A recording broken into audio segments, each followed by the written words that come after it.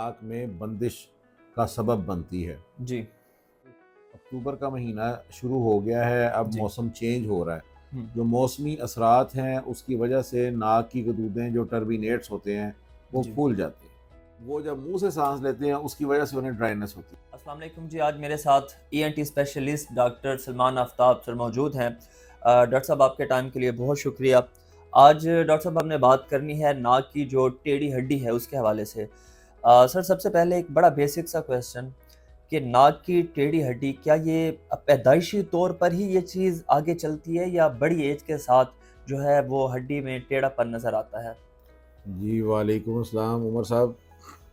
बिल्कुल आपने बहुत अच्छा क्वेश्चन किया है। इसमें ये होता है कि नाक की हड्डी अक्सर लोगों में टेढ़ी होती है, जी। लेकिन हम उसको टेढ़ा या डीएनएस उस वक़्त लेबल करते हैं जब वो नेज़ल ऑब्स्ट्रक्शन कॉज़ करती है, मतलब नाक में बंदिश का सबब बनती है। जी। नाक में बंदिश का मतलब ये है कि आपको नाक के ज़रिए सांस राइट से या लेफ़्ट से सही तरह से नहीं आएगा। हुँ। और बाज़ औक़ात नाक के अंदर नॉर्मल टर्बिनेट्स भी होते हैं, वो भी हड्डी टेढ़ी होने की वजह से फूल जाते हैं। उसकी वजह से बेसिकली इसमें नेज़ल ऑब्स्ट्रक्शन आ जाती है, जी। नाक की बंदिश आ जाती है। जी। तो इसको हम सीधा करते हैं। अगर नाक की हड्डी टेढ़ी है तो ऑब्स्ट्रक्शन की वजह से जो सिम्पटम्स पैदा होते हैं, हुँ। उस वक़्त हम इसको डीएनएस लेबल करते हैं। बिल्कुल ठीक है। अच्छा सर, ये नॉर्मली देखा जाता है कि जैसे ही सर्दियों का मौसम आता है तो जिन लोगों को साँस के मसाइल हैं, वो थोड़े से ज़्यादा होना शुरू हो जाते हैं।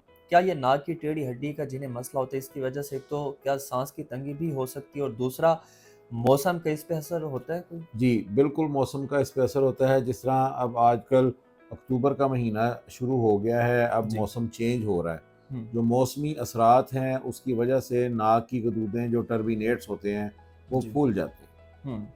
और जो डीएनएस है वो ऑलरेडी मौजूद होता है। वो फिर आप कह लें कि उसमें डबल एक्शन हो जाता है कि नाक में बंदिश पैदा हो जाती है। हुँ। तो इसका इलाज ज़रूर करवाना चाहिए। बिल्कुल ठीक है। अच्छा सर, क्या नाक की हड्डी किस हद तक बेयरेबल है कि अगर आप उसका ऑपरेशन नहीं भी करवाते तो चल जाती है? क्या इसकी कोई स्पेसिफ़िकेशंस हैं? नहीं, ऐसे नहीं है। अक्सर में हमारा असल में प्रॉब्लम ये है कि हमारे जो पेशेंट्स हैं वो पहले जनरल प्रैक्टिस वालों के पास जाते रहते हैं। जी। वो उनको स्प्रेज़ और डिफरेंट रेमेडीज़ करते हुँ। रहते हैं। हुँ। डायग्नोज़ नहीं होते। प्रॉपर ईएनटी स्पेशलिस्ट के पास हुँ। पेशेंट उस वक़्त आता है जब उसका केस बहुत बिगड़ चुका होता है। हुँ। नेज़ल ऑब्स्ट्रक्शन होती है, नाक बंद होता है, बुरा हाल होता है। ख़ास तौर पे बच्चे आपको ये चीज़ बता नहीं सकते। जी। तो उन पे भी ये गौर करना चाहिए। और जो हुँ। बड़े हैं उनमें अगर नाक की हड्डी टेढ़ी है तो जी। उनको उसका ऑपरेट कराना चाहिए। हुँ। अगर उनकी नाक की बहुत ज़्यादा बंदिश है, जी। इसकी वजह से गले में केरा गिरना, बार-बार इन्फेक्शन होना, हुँ। क्रॉनिक राइनोसाइनोसाइटिस होना, जी। साइनसेस जो हैं हमारे खोपड़ी के अंदर यहाँ पे खाली कमरे बने हुए हैं। ठीक है, ओके। ये फ्रंटल साइनस सामने होता है, यहाँ पे मैक्सिलरी साइनस होते हैं। ओके। जब नाक की हड्डी टेढ़ी होती है या अंदर से गदूदें फूल जाती हैं, हुँ। तो इनका जो ड्रेन एरिया है वो बंद हो जाता हुँ। है। उसकी वजह से ये चेहरे में भारापन आ जाता है। जी, जी, जी। हेडेक की भी रीज़न बनती है। ओके। ठीक है, जो फ्रंटल साइनस की हेडेक होती है, हुँ। उसकी भी ये रीज़न बनती है। बिल्कुल ठीक है। ठीक है, तो जी। इसमें मेरा मशवरा यही होता है कि इसको ऑपरेट कराना चाहिए जी। ताकि आप अपनी लाइफ़ कंफर्टेबल गुज़ार सकें। बिल्कुल। क्योंकि नोज़ अगर खुला हुआ होगा, साँस जाएगा, हुँ। फिर बाज़ लोगों के माउथ पे ड्राइनेस पैदा हो जाती है। हुँ। नाक अगर बंद होता है, हुँ। तो वो माउथ ब्रीथिंग करते हैं, मुँह हुँ। में से साँस लेते हैं। हुँ। ठीक है ना जी? जी। वो जब मुँह से साँस लेते हैं, उसकी वजह से उन्हें ड्राइनेस होती है, क्योंकि अल्लाह हुँ। ने एक निज़ाम बनाया हुआ है कि साँस नाक से चलना है। जी। नाक से जब साँस अंदर जाएगा, वो एयर हॉट भी हो जाएगी और ह्यूमिड भी हो जाएगी। हुँ। उसमें मतलब आप कह लें कि नमी भी आ जाएगी। हुँ। ठीक है? वो जी। आपको इरिटेट नहीं करेगी, ना हुँ। आपके लंग्स को इरिटेट करेगी, ना आपके थ्रोट को इरिटेट करेगी। हुँ। तो उसमें ये है कि उसको एज़ सून एज़ पॉसिबल हुँ। ठीक करवाना चाहिए। जी, बिल्कुल ठीक है। अच्छा सर, इसमें लोगों का जो अक्सर एक डर कह लें या खौफ होता है कि ये पता नहीं कितनी ये कोई माइनर सर्जरी है या इसके आफ्टर इफेक्ट्स जो हैं वो क्या होते हैं? तो उसके हवाले से थोड़ा-सा गाइड करिएगा। बिल्कुल। देखें, होता ये है कि ये सर्जरी जो है ये अब अंडर बेहोशी में होती है, ओके। जीए में। हम्म। आजकल एनेस्थीसिया सेफ है, अल्लाह रहम करे, प्रॉब्लम कोई नहीं होता, लेकिन एनेस्थीसिया की बाहर कैफ कॉम्प्लिकेशंस अपनी जगह पे डॉक्यूमेंटेड है। हम्म। ऑपरेशन करते हुए कोई ऑपरेशन भी छोटा या बड़ा नहीं होता, जी। जो जहाँ पे बेहोशी आ जाती है वो ऑपरेशन सारे बड़े होते हैं। हम्म। ये मेजर ऑपरेशन होते हैं, जी। और अल्लाह रहम करे होता कुछ भी नहीं है। बाकी हमारा सिस्टम बड़ा जदीद है, जी। हम एंडोस्कोप्स भी यूज़ करते हैं कैमरे के ज़रिए। जी। ठीक है, मतलब हमारी कोशिश ये होती है कि मैक्सिमम पेशेंट को रिलीफ मिल जाए, कि उसके नाक दोनों तरफ से पेटेंट हो जाए। हम्म। और हमने माशाल्लाह बड़ा अच्छा सिस्टम बनाया हुआ है, हमारे पास ये कैमरा, एंडोस्कोप्स, हर चीज़ जी। मौजूद है। हम्म। अगर आप ये कहेंगे कि जी ऑपरेशन से पहले भी हम दिखा देते हैं और ऑपरेशन हम्म। के बाद भी हम दिखा देते हैं कि हम्म। जी आपका नाक दोनों तरफ से खुल गया है, हम्म। उसमें हड्डी को सेंट्रलाइज कर देते हैं। हम्म। और अल्हम्दुलिल्लाह हमने यहाँ पे बहुत सी सर्जरीज की हैं। हम्म। ना हम नाक में किसी किस्म का प्लास्टिक रखते हैं, ओके। और ना ही हम पेशेंट को कोई एक्स्ट्रा अजियत देते हैं। हम्म। हमारा जो नेज़ल पैकिंग है वो भी हमारी डिफरेंट है। हम्म। उसमें भी हमारे अल्हम्दुलिल्लाह जिस वक्त पैक अगले दिन आफ्टर 24 आवर्स रिमूव होता है, तो जी। पेशेंट उफ तक नहीं करता, हम्म। उसको किसी किस्म की पेन नहीं होती। बिल्कुल आम ठीक। लोगों में एक ये बना हुआ है जी, वो इतनी इतनी पट्टियाँ डाल देते हैं जी। अंदर। जी। जी। जी। लेकिन अब क्योंकि लेटेस्ट टेक्नोलॉजीज़ और लेटेस्ट टेक्निक्स आ गई हुई हैं, जी। हम उनको यूज़ करते हुए हमारी ख्वाहिश और कोशिश ये होती है कि हम्म। हमारे पेशेंट को ड्यूरिंग सर्जरी, जी। आफ्टर पोस्ट ऑप टाइम हम्म। कोई प्रॉब्लम ना हो। हम्म। माशाल्लाह हमारे पास खिदमत ब्लॉक में जदीद किस्म के थिएटर्स मौजूद हैं, जी। जहाँ पे पेशेंट का ऑपरेशन किया जाता है। जी। बेहोशी का डॉक्टर हमारे पास 24 आवर्स मौजूद है। हमारा जो अमला है माशाल्लाह, जो ऑपरेशन थिएटर का है और जो रिकवरी का है, उसको वो हर वक्त पेशेंट की खिदमत के लिए तैयार रहता है। बिल्कुल और ठीक। हमारी ख्वाहिश ये होती है कि हमारे पेशेंट को किसी किस्म का कोई प्रॉब्लम ना हो। हम्म। और दूसरा, हम जो इंटरनेशनल स्टैंडर्ड्स हैं उनके मुताबिक सर्जरी का हर प्रोटोकॉल हम्म। उसको हम फॉलो करते हैं।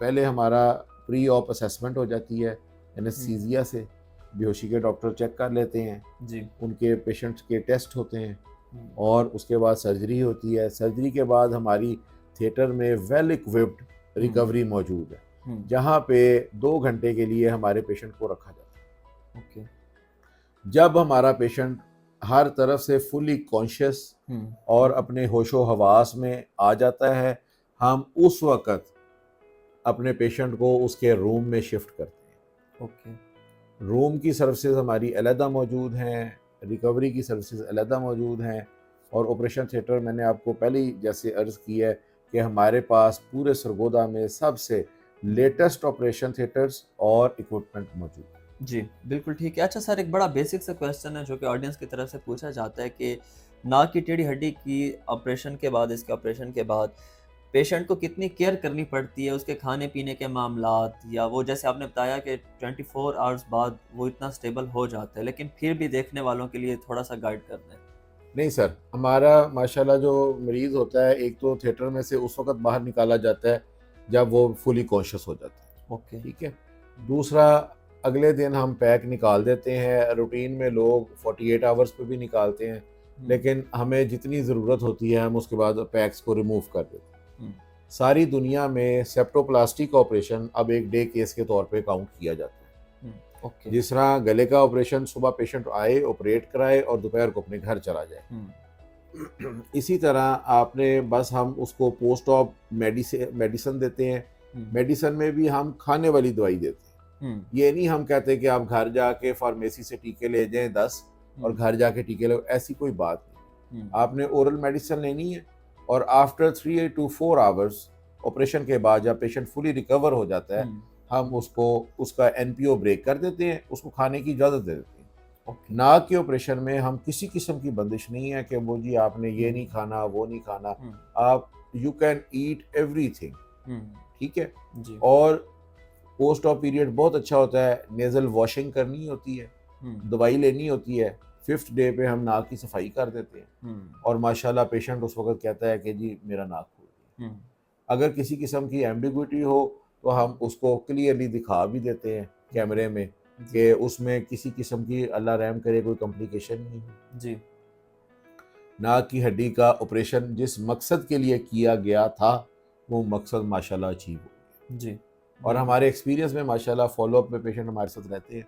जी हमारे एक्सपीरियंस में ये बात आई है, पहले होता था कि लोग कहते थे कि नाक की हड्डी के ऑपरेशन का फ़र्क नहीं, जी लेकिन अल्हम्दुलिल्लाह रब्बिल आलमीन लेटेस्ट टेक्नोलॉजीज़ और लेटेस्ट सेटअप के मौजूदगी में जी अब हमारा पेशेंट हमें ये कंप्लेंट नहीं करता कि मैंने नाक का ऑपरेशन कराया था और मेरा नाक खुला है। हम्म बिल्कुल सही। चलें लास्टली सर आपका बहुत शुक्रिया और आप चौंके सरिए सरगोदा और गिरदो नवाह वाले लोगों के लिए स्पेशली आप मुबारक मेडिकल कॉम्प्लेक्स खिदमत ब्लॉक और न्यू ब्लॉक में मौजूद होते हैं। तो अगर आप डॉक्टर साहब से चेकअप करवाना चाहें तो सर जैसे कि मैंने बताया कि खिदमत ब्लॉक और न्यू ब्लॉक में रोज़ाना की बुनियाद पे जो है चेकअप करते हैं, आप डॉक्टर साहब को दिखा सकते हैं। ये वो कॉम्प्लिकेशंस होती हैं जिन्हें आप कभी भी अपनी लाइफ में लाइट नहीं ले सकते क्योंकि आगे चलकर इनके मसाइल बढ़ते जाते हैं। तो अपनी सेहत पर, अपनी हेल्थ पर किसी भी तरह का कंप्रोमाइज़ नहीं करना चाहिए। दूसरा हमेशा जो मशवरा है वो एक्सपर्ट डॉक्टर से ही करना चाहिए, जो फ़ील्ड के रेलेवेंट डॉक्टर हैं, वो हमेशा आपको बहुत बेहतर तरीके से गाइड कर देते हैं। आज हमने कोशिश की जो कुछ मिथ्स बनी हुई हैं, मिसकंसेप्शंस हैं, हमने उन्हें क्लियर करने की कोशिश की है। सर आपके टाइम के लिए बहुत शुक्रिया। आपसे जल्दी मुलाकात होती है, इजाज़त दीजिए। अल्लाह हाफ़िज़। Thank you.